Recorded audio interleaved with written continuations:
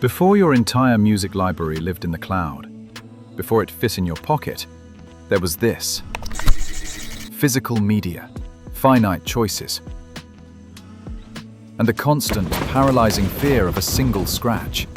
Listening to music was a commitment. But then, in the digital Wild West of the early internet, something new was born. A file format that would change everything. The MP3. Suddenly, you could download a song. You could store hundreds of them on a hard drive that by today's standards was minuscule. It was magic. But there was a problem. The tools we had to play these magical files, they were awful. They were bloated, ugly, and unintuitive. They were made by corporations that didn't understand the culture they were now a part of. The world needed a hero. And it came from two college students. This is Justin Frankel and his co-creator, Dmitry Boldyrev. A figure so private that no confirmed photos of him are known to exist publicly, making him one of the true, quiet pioneers of the digital music age. The founders of Nullsoft. In 1997, they released a simple program into the world. It was called Winamp. It wasn't fancy, but it did one thing and it did it perfectly. It played your MP3s. And it was free. In the burgeoning world of digital music, that was a revolution.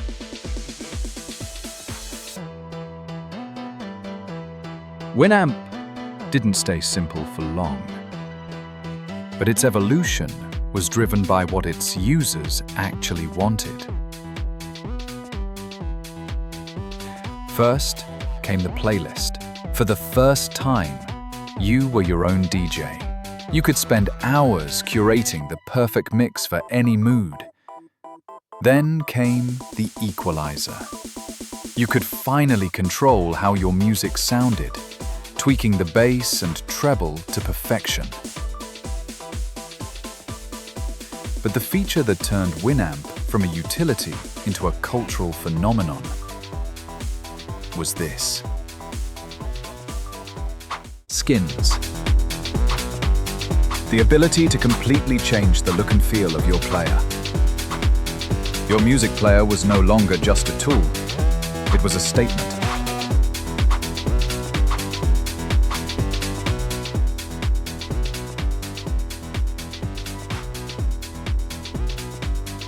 It was a digital identity. It was a canvas for your personality, sitting right there on your desktop for all to see.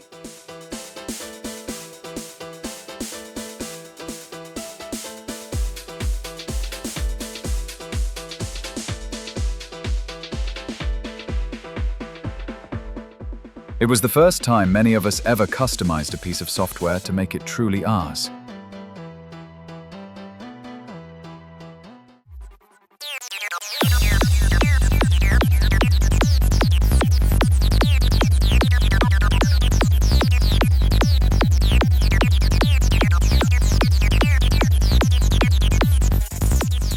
And if skins were about identity, visualizations were about transcendence.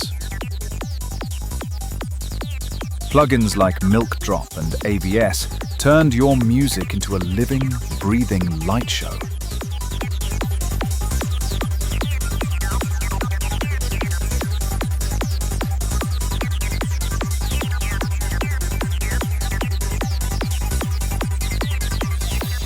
This wasn't just background noise, it was an experience. For an entire generation, the glow of a Winamp visualization was the digital equivalent of a lava lamp. A hypnotic psychedelic portal powered by your favorite songs.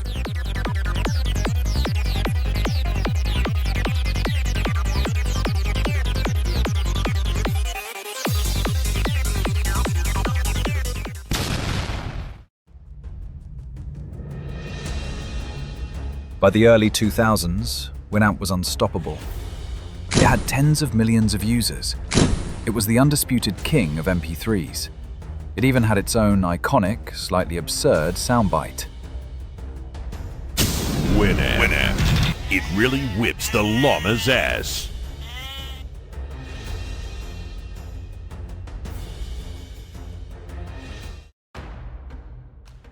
It was so big, in fact, but it caught the eye of a giant. In 1999, AOL acquired Nullsoft for $80 million.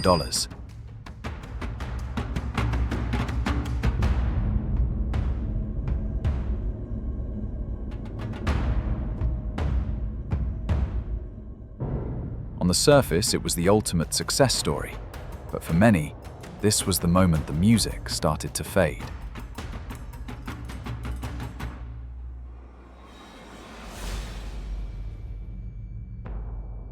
It was the beginning of the end.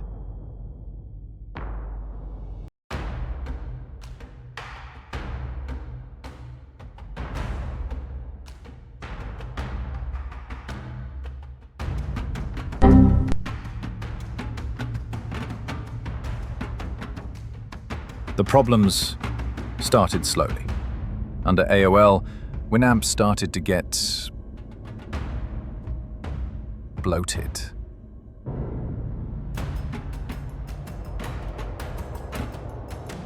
The infamous rewrite Winamp 3 was a disaster.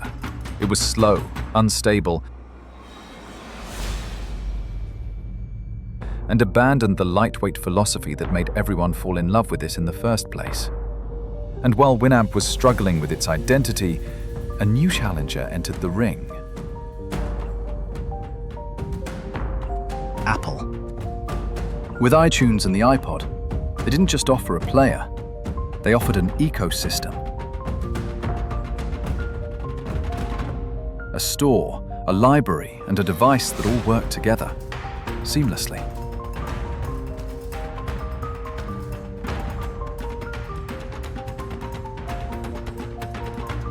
Winamp was for tinkerers and hobbyists.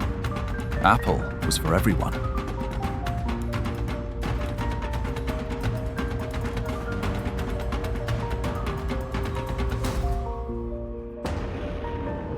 And everyone was a much bigger market.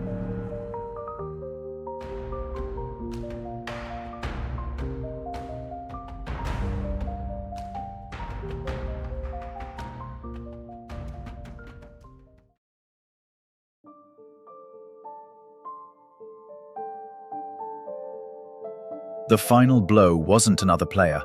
It was a new idea: streaming.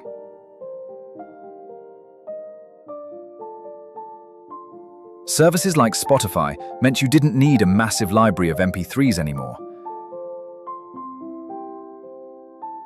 The very file format that Winamp was built to champion was becoming obsolete.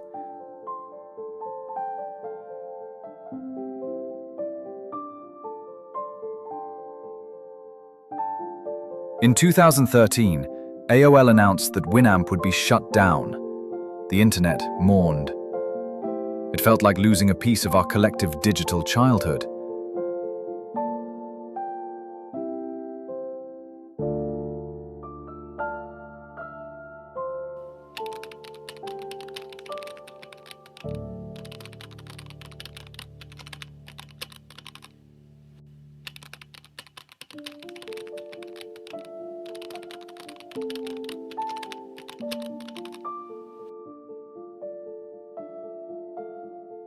Winamp didn't die completely.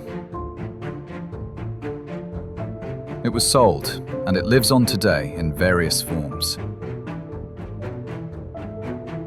But its legacy isn't the software, it's the culture it created. Winamp didn't just play our MP3s, it taught us to be curators of our own taste. It showed us that software could be personal, that it could be an extension of who we are.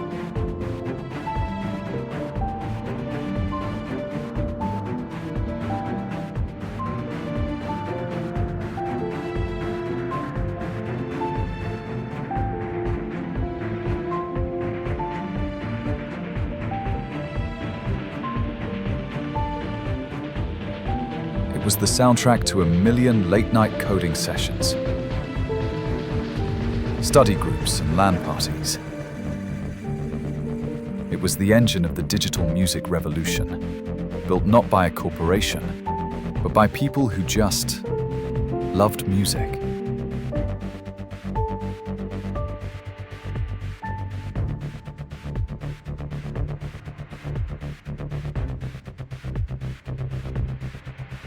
Let me know in the comments below.